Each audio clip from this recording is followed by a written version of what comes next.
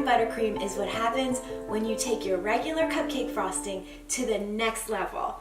The first time I tried it was a total aha moment, and I haven't looked back ever since.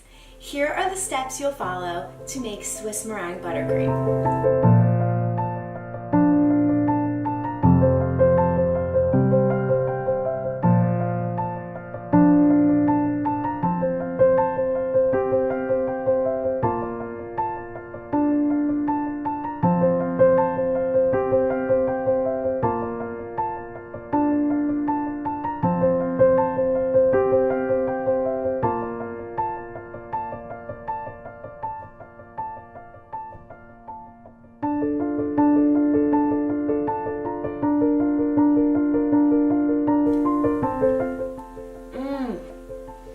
It's so light and silky with just the right amount of sweetness.